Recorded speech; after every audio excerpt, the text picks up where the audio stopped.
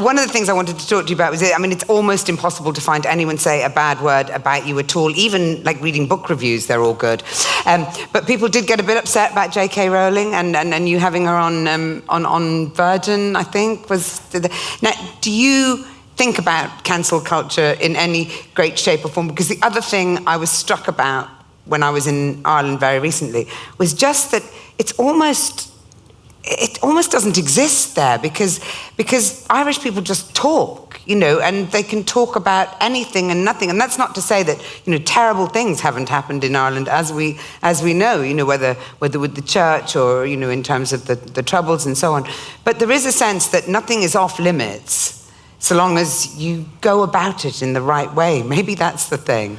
And maybe, I don't know. I mean, I don't know. I mean, what's interesting is you read a lot of articles in papers by people complaining about cancel culture, and you think, in what world are you cancelled? I'm reading your article in a newspaper, or you're doing interviews about how terrible it is to be cancelled, or, you know, so I think the word is the wrong word. I think the word should be accountability.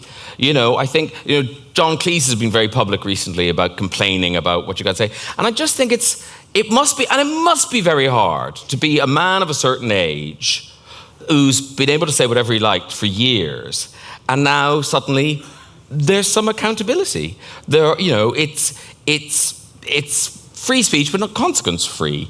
And so, you know, I'm aware of saying, aren't you aware? When you do so, like, I'm aware of the things I say. I'm usually after the event think, you know, but that's just me. But what about then? I mean, that's a very easy target, isn't it? A sort of, you know, middle-aged man who's used to saying what he wants, ruled the world, mansplains everywhere he goes, etc., etc. But for example, J.K. Rowling, then, I mean, that's harder to make a point with, isn't it? When you look at someone expressing what may or may not be popular opinions, but to be deluged with the kind of anger, rage, and attempts at censorship, it seems to me something more than just a middle-aged man kind of not being able to say something he used to say in the days of empire. Yeah, I mean, what I feel weird about this is when I'm asked about it, then I become part of this discussion. I know, that's what I'm wondering. And all I'm painfully aware of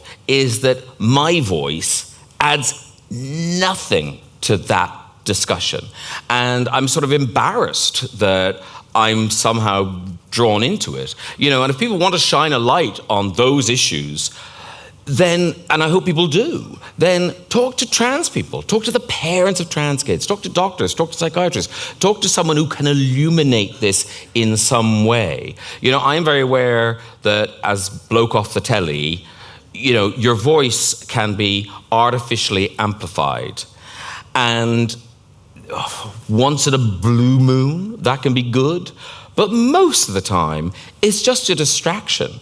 And it's just, you know, it's for clicks, it's for whatever, you know, that you can put my name in a headline, you know, Graham Norton slams, Graham Norton defends, Graham Norton weighs in on. And actually, Graham Norton shouldn't be in your headline. If you want to talk about something, talk about the thing. It doesn't, you know, you don't need to attach a Kardashian or a whatever to a serious subject. The subject should be enough in itself.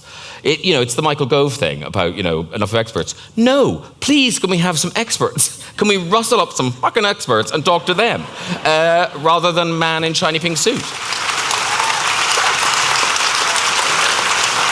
But I think you would also argue that that discussion is good. I mean, it's what you've mostly spent the whole of your career doing. No, I sit beside people laughing at them. That's my job. My job, sit beside people, laughing at them, and telling them every film I've seen is marvelous, every song I've ever heard is great, every book I've ever read is brilliant. People think you've got no taste. No, my opinion is worthless.